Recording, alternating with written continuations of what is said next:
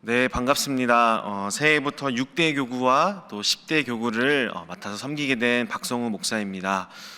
여전히 힘들고 어려운 또 새해가 시작이 되었지만 이때일수록 더욱더 우리 하나님 앞에서 더 성숙한 믿음을 가질 수 있도록 저도 옆에서 열심히 최선을 다해서 섬기도록 하겠습니다. 우리 이제 말씀과 함께 72쪽을 제가 읽겠습니다.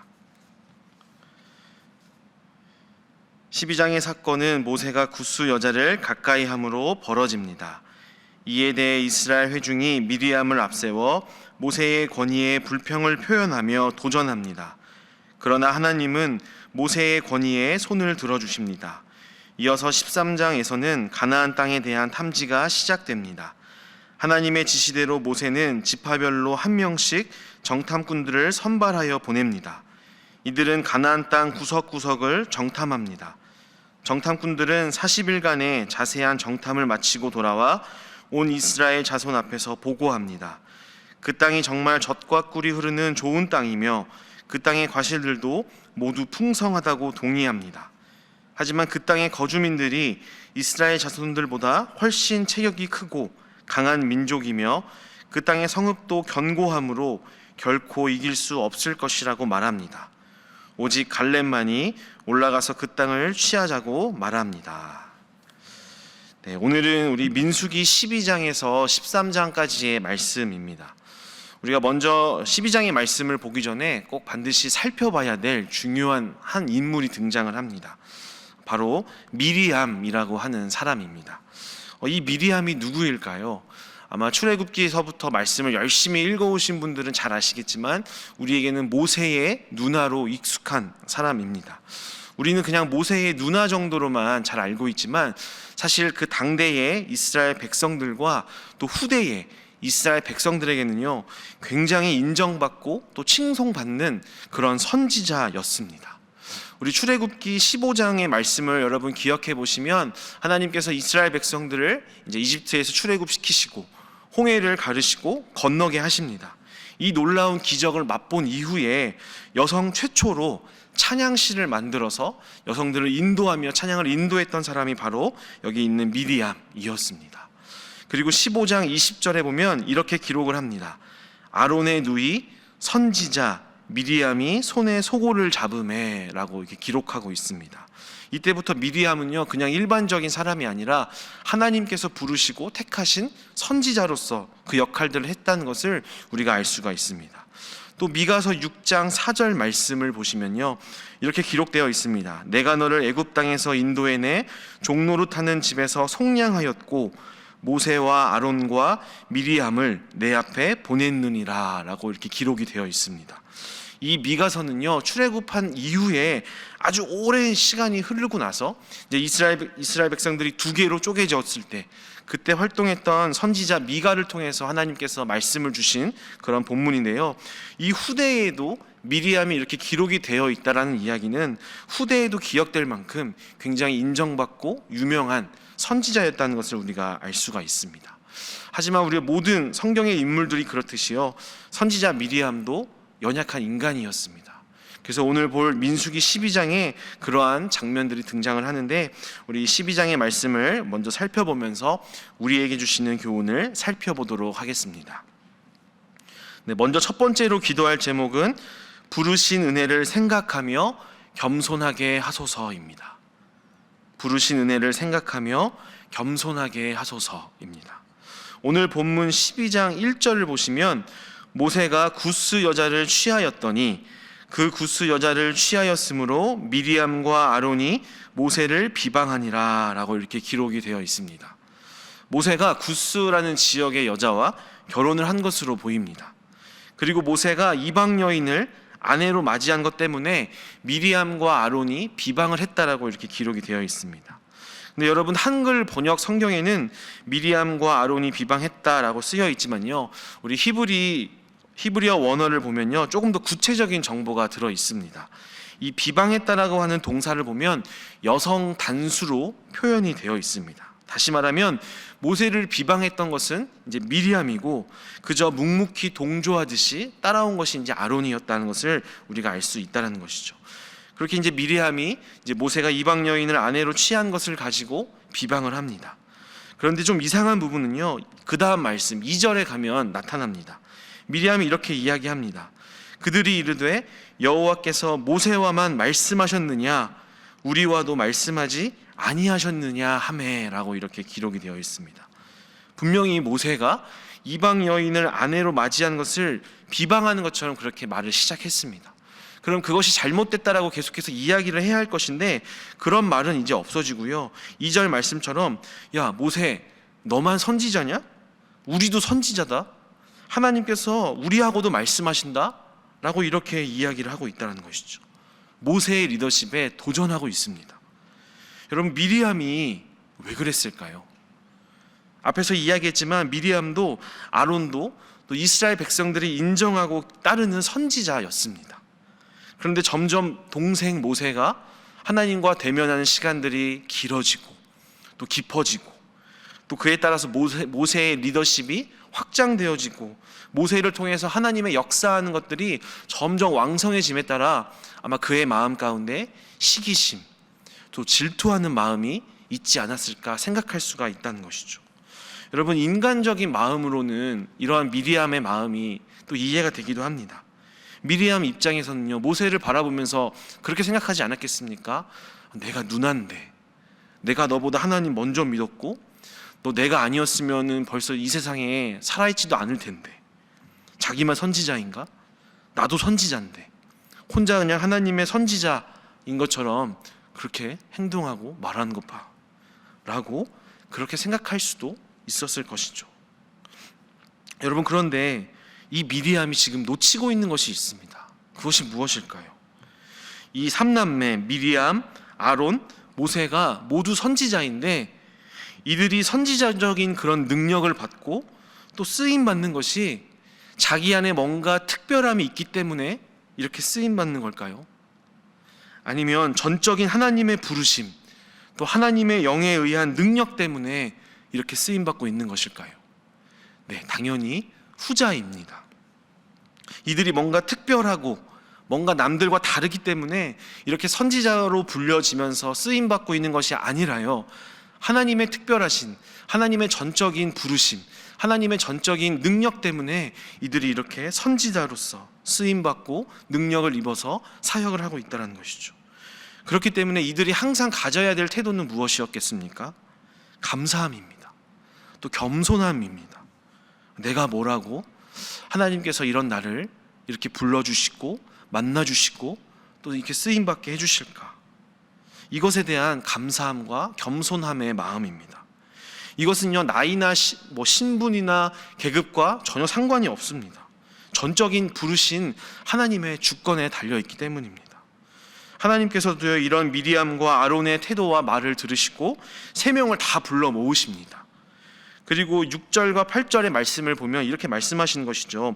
내가 선지자들에게 꿈이나 환상으로 그런 뜻을 보여주기도 하는 거 맞다. 그런데 내가 내 종 모세에게는 더욱 분명하게 말하고 내 형상도 보게 해주고 있다. 그런데 너희가 뭐라고 마음대로 판단하고 비방하느냐라고 이렇게 말씀하시며 미리암이 나병에 걸리는 그런 벌을 주시게 됩니다. 하지만 모세가 다시 하나님께 간구하였고 하나님께서는 미리암을 다시 낫게 하셨다라고 이렇게 기록이 되어 있습니다. 여러분 이 말씀을 우리 공동체 안에서도 적용해 보면요 때때로 우리가 미리암처럼 그렇게 생각할 때가 있고 그렇게 말할 때가 있습니다. 내가 먼저 믿었다고, 내가 목사인데, 내가 장로인데, 내가 권사인데, 내가 직분이 더 높은데.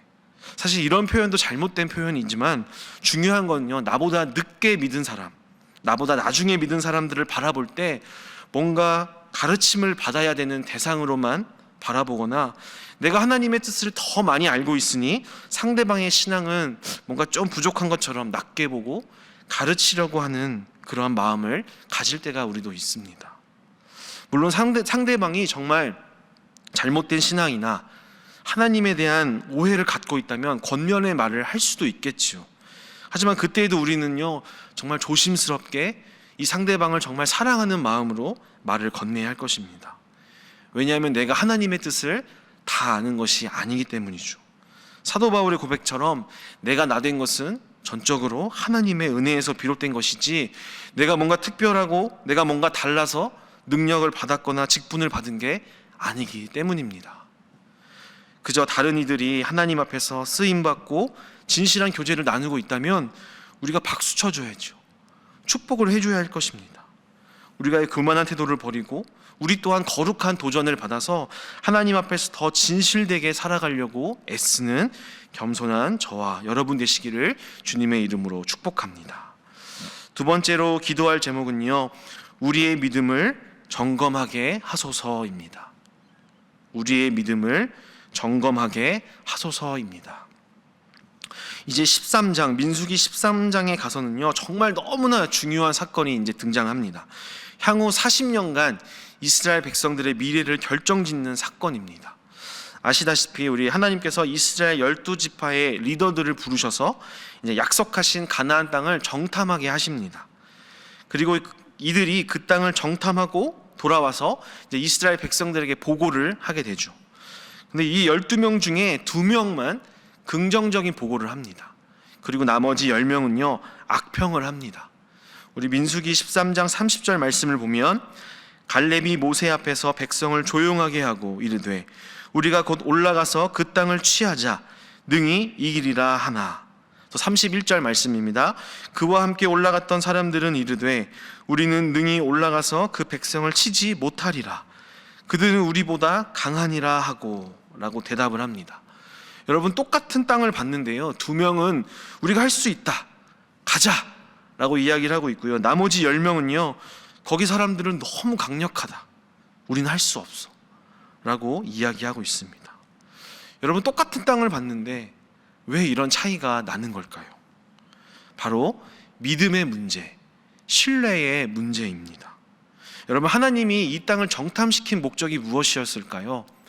야, 너희들 한번 이 땅을 봐봐, 너희들이 한번 보고 이 땅을 정복할 수 있을 것 같냐 없을 것 같냐 한번 판단해봐 라고 보내신 것이 아니었습니다. 하나님께서는요, 이 땅을 보면서 내가 너희에게 주겠다고 약속한 땅이야, 한번 봐봐, 정말 내가 말한 것처럼 비옥하고 풍성하지 않니? 라고 확증시키기 위해서 하나님 보내셨다는 것이죠. 근데 이 10명의 정탐꾼들은요, 하나님이 주시겠다고 했던 그 약속을, 또 하나님께서 이기시게 하는 그 능력을 신뢰하지 못했습니다. 그렇기 때문에 이곳에 사는 강한 거주민들을 보면서 겁을 먹고 우리는 할 수 없다 라고 이야기했다는 것이죠. 근데 여러분, 여기서 정말 중요한 것은요, 이 정탐을 갔던 사람들이요 그냥 일반 사람들이 아니었습니다. 보시면 정탐 갔던 사람들이 누구였습니까? 12지파의 각 리더들, 바로 신앙의 지도자들을 보냈다는 것이죠. 그들은 분명 시내산에서 내가 하나님만 믿고 따르겠습니다 라고 언약했고 결단했고 고백했던 사람들이었습니다. 근데 오늘 보여지는 모습은요, 정말 이들이 정말 믿음이 있는 자들이 맞는가, 하나님을 신뢰하는 사람들이 맞는가 생각해 보게 됩니다. 사랑하는 성도 여러분, 믿음이란 뭘까요? 이것을 소개하기 좋은 일화가 하나 있습니다. 1824년에 찰스 블론딘이라는 외줄타기 고개사가 있었습니다. 이 사람이 어느 날 미국과 캐나다를 잇는 거대한 폭포 아시죠? 나이아가라라고 하는 폭포입니다. 그 폭포 사이에 이제 외줄을 설치하여서 이것을 건너는 그런 쇼를 진행한 적이 있었습니다. 정말 힘들고 어렵게 아슬아슬하게 이제 캐나다에서 미국으로 외줄타기로 건넜습니다. 많은 사람들이 보고 환호하고 열광했습니다. 이것을 보고 이제 블론딘이 이제 사람들한테 이렇게 물었습니다. 여러분, 저를 믿습니까? 사람들이 대답하죠. 네, 믿습니다. 그러자 블론딘이 이야기합니다.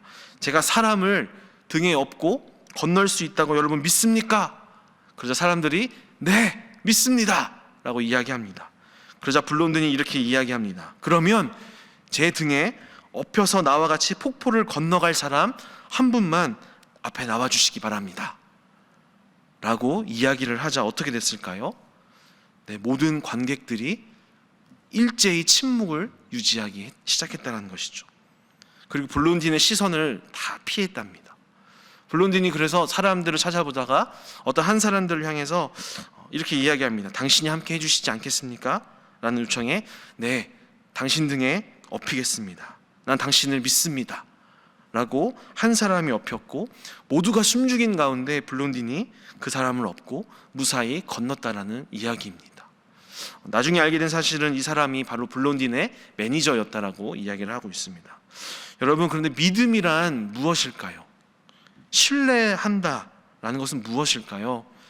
믿음과 신뢰의 본질은요, 말이 아닙니다. 바로 행동에 있습니다. 말로만 믿는다고 하는 것이요, 믿음이 결코 아닙니다.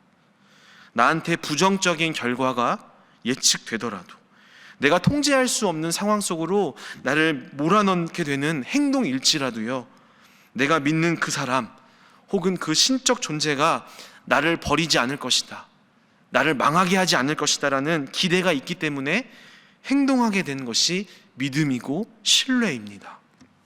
사랑하는 성도 여러분, 하나님을 향한 여러분의 믿음은 지금 어떠십니까? 얼만큼 자라고 계십니까? 나는 그래도 이 정도면 괜찮은 믿음을 갖고 있는데 라고 생각하고 계십니까? 그 믿음이 정말 진짜인지 가짜인지는요, 말로는 절대로 드러나지 않습니다. 또 평온하게 우리가 아무런 걱정도 없고 염려도 없을 때도 드러나지 않습니다.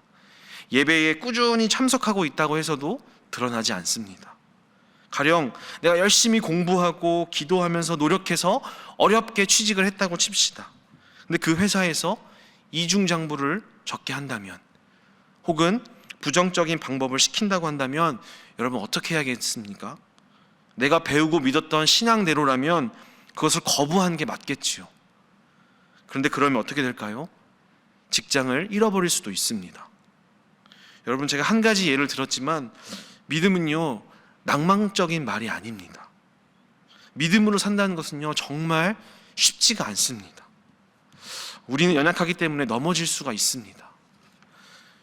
머리로는, 마음으로는 두 명의 정탐꾼처럼 하나님, 내가 주님을 믿습니다, 말씀대로 따라가겠습니다, 어떠한 어려움이 있더라도 내가 가겠습니다 라고 외치고 싶지만 우리는 어떻습니까?